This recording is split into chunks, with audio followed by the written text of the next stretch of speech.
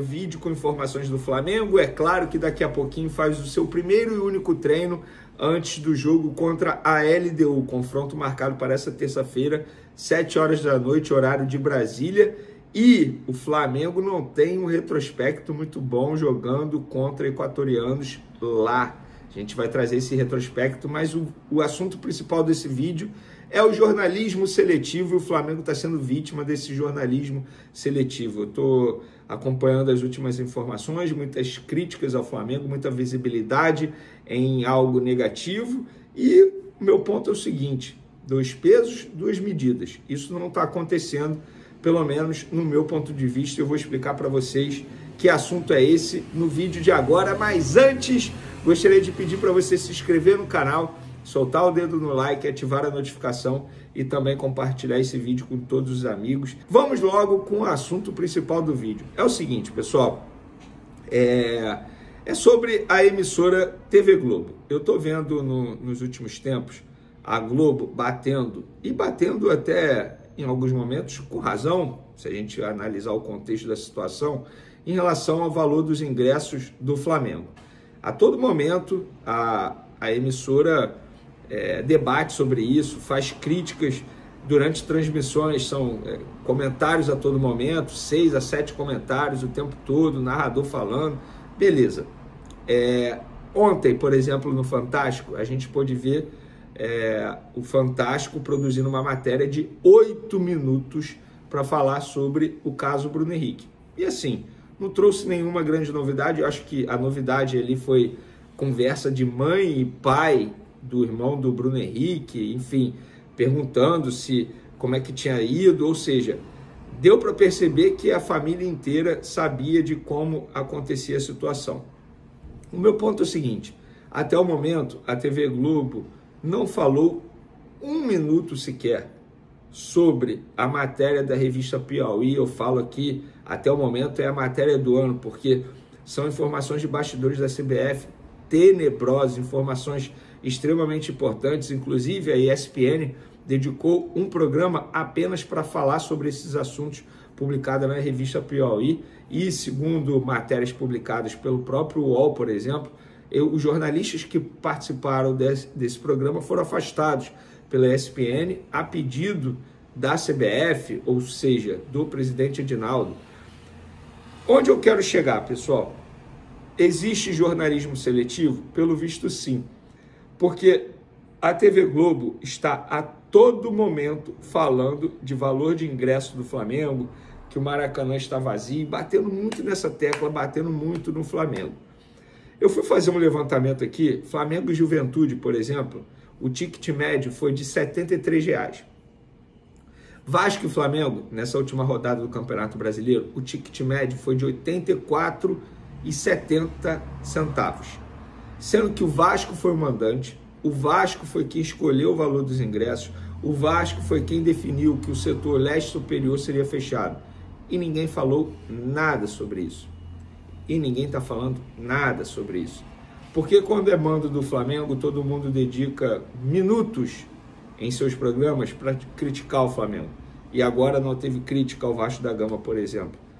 Porque os programas não estão dedicando 1 minuto sequer para falar dessa matéria da revista Piauí, que, repito, bastidores tenebrosos envolvendo o presidente da CBF, Edinaldo Rodrigues. Por que isso?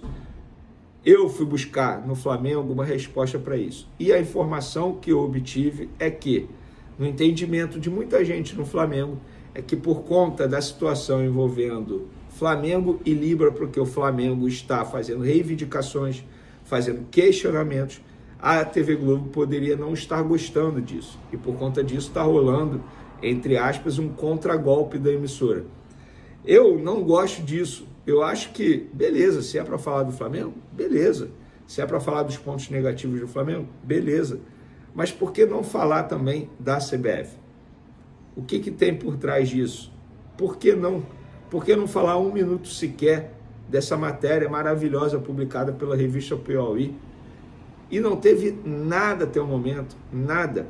Veneno SBT, vocês falaram, o nosso programa é muito curto. Eu, em determinado momento ali, quando eu fui falar da CBF, eu falei da revista Piauí, elogiando a revista Piauí.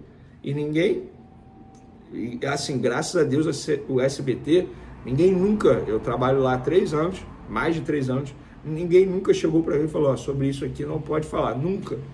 Eu sempre fiquei à vontade para falar o que eu bem entendesse ali. E é isso, eu acho que está existindo um jornalismo seletivo em relação ao Flamengo, e é o Flamengo que está sendo, entre aspas, vítima. Gente, eu não estou entrando no mérito se muitas críticas são corretas ou não. Óbvio que são críticas. A gente pode fazer críticas construtivas. Esse não é o ponto. O ponto é, se é para falar de tudo de ruim do Flamengo, também tem que falar tudo de ruim da CBF. É o famoso 2 pesos, 2 medidas. É o jornalismo seletivo. Por que não falar da CBF? Dos casos envolvendo o presidente da CBF, a instituição. Por que não? E por que só falar do Flamengo?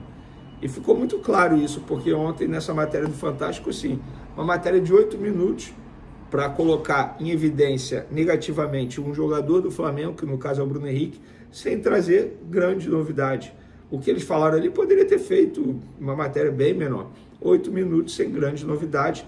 Inclusive, a matéria não deu os créditos para o site Metrópolis. Foi quem trouxe, primeiramente, todas as conversas, todos os prints ali envolvendo o Bruno Henrique e seus familiares. Inclusive, para a audiência rotativa, para quem não sabe, o Bruno Henrique, através do seu advogado, se manifestou de maneira oficial logo após a publicação dessa matéria no Fantástico e disse o seguinte: o atleta Bruno Henrique é conhecido e respeitado por sua simplicidade e comprometimento com o esporte.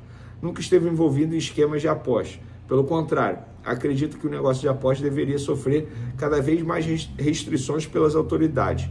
As distorções que estão sendo causadas pela interpretação e divulgação indevida de mensagens privadas fora de contexto serão esclarecidas no curso do processo. O atleta confia que o Poder Judiciário oportunamente corrigirá a injustiça que está sendo cometida. Então tá aí.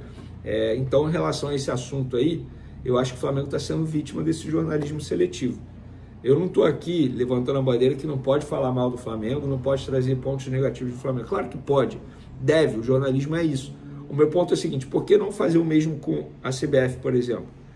Porque a gente teve revelações aí, e eu vou utilizar novamente a palavra tenebrosas, envolvendo os bastidores da principal instituição do futebol brasileiro, que é a CBF.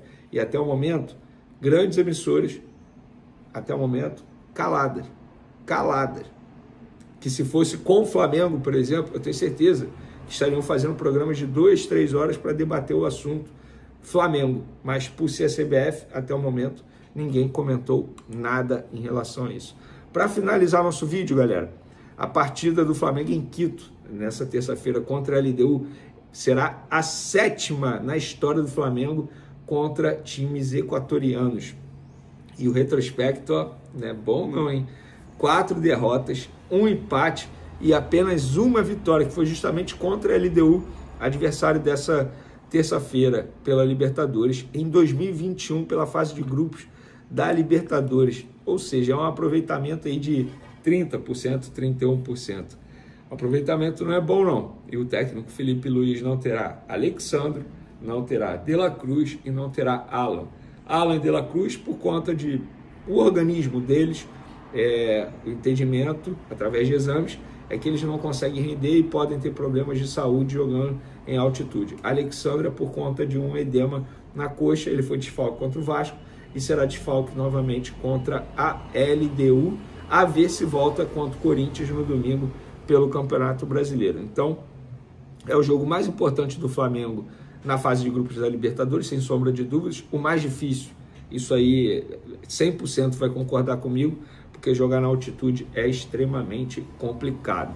Ó, os outros jogos do Flamengo contra rivais equatorianos: LDU 2, Flamengo 1, Libertadores 2019, Del Valle 2, Flamengo 2, Libertadores 2020, Del Valle 5, Flamengo 0, Libertadores 2020 e 2021, LDU 2, Flamengo 3, Libertadores 2020, Del Valle 1, Flamengo 0, Libertadores 2023 e Alcas 2, Flamengo 1, Libertadores 2023. Nossa, Alcas, eu lembro desse jogo. É isso, galera. Espero que vocês tenham gostado do vídeo sobre o assunto aí do jornalismo seletivo. Podem opinar à vontade, se concordam comigo ou não. É um bom debate. Tamo junto e fui!